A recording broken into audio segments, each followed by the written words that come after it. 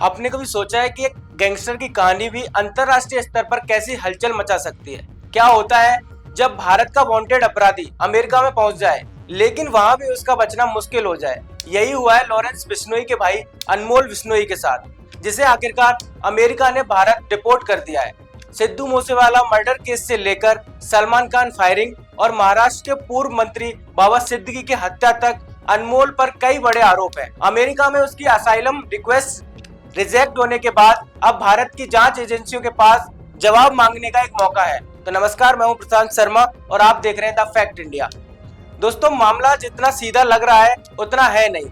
अनमोल बिश्नोई सिर्फ एक अपराधी का नाम नहीं, बल्कि पिछले कई सालों से भारत की सुरक्षा एजेंसियों के लिए एक बड़ा सिरदर्द बना हुआ था। लॉरेंस बिश्नोई गैंग के इस सदस्य को लंबे समय से भारत में कई गंभीर मामलों में वांटेड घोषित किया गया था और पंजाब के मानसा में सिद्धू मूसेवाला की हत्या, मुंबई में सलमान खान के घर पर फायरिंग और पूर्व मंत्री बाबा सिद्दीकी की हत्या, इन सभी मामलों में अनमोल की महत्वपूर्ण भूमिका रही है। और साथ ही हम आपको बता दें कि जो अपनी जांच एजेंसियां हैं, उनका दावा है कि वह विदेश में बैठकर लगातार गैंग की गतिविधियों को संचालित कर रहा था और वह फर्जी पासपोर्ट की मदद से भारत से फरार हुआ और दुबई, कनाडा तथा अन्य देशों में घूमता रहा। इसी दौरान वह रोहित गोधारा के साथ मिलकर भारत में कई हिंसक गतिविधियों को अंजाम देने की साजिशें रचता रहा। लेकिन कहानी वहां बड़ा दिलचस्प मोड़ लेती है, क्योंकि अमेरिका पहुंचने के बाद भी उसकी मुश्किलें खत्म नहीं हुई और पिछले साल वह अवैध तरीके से अमेरिका में एंटर हुआ और वहां की एजेंसियों ने उसे गिरफ्तार कर लिया।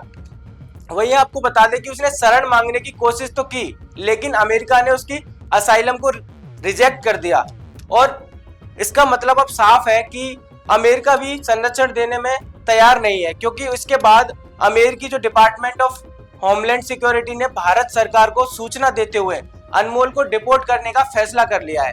इससे दिलचस्प बात तो यह है कि यह जानकारी मुंबई में बाबा सिद्दीकी मर्डर केस के चलते अमेरिका अधिकारियों ने खुद पूर्व मंत्री के बेटे जीशान सिद्दीकी को दी थी।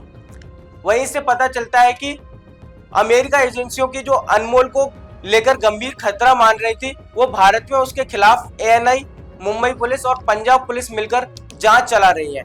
एएनआई ने उसे पिछले साल अपनी मोस्ट वांटेड लिस्ट में शामिल किया था और उसकी जो गिरफ्तारी पर इनाम था वो 1 लाख रुपए का इनाम घोषित किया था। महाराष्ट्र के एक कोर्ट ने उसके खिलाफ गैर जमानती वारंट भी जारी कर दिया था और अब अमेरिका ने खुद ही उसे भारत भेज दिया है।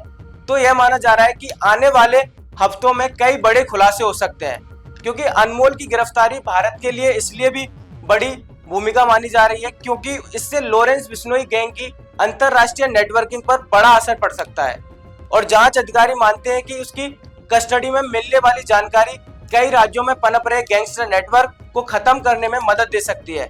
क्योंकि अनमोल बिश्नोई का डिपोर्ट होना सिर्फ एक गिरफ्तारी नहीं, बल्कि भारत की लंबी चली लड़ाई का एक बड़ा कदम है।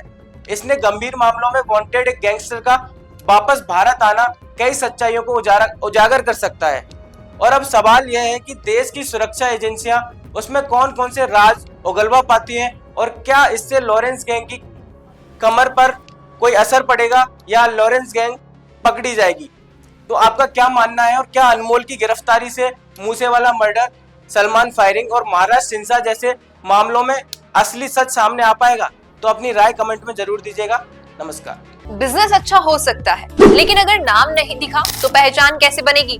अब टेंशन छोड़िए, द फैक्ट इंडिया आपके बिजनेस को देगा वो पहचान जो पूरे राजस्थान में हर किसी तक पहुंचे। न्यूज चैनल पर विज्ञापन, पॉडकास्ट और प्रमोशन के जरिए आप सीधे 5 लाख सब्सक्राइबर और 10 करोड़ से ज्यादा व्यूज तक अपनी पहुंच बना सकते हैं। तो देर किस बात की, आज ही द फैक्ट इंडिया से जुड़िए और अपने बिजनेस को बनाइए हर घर का नाम।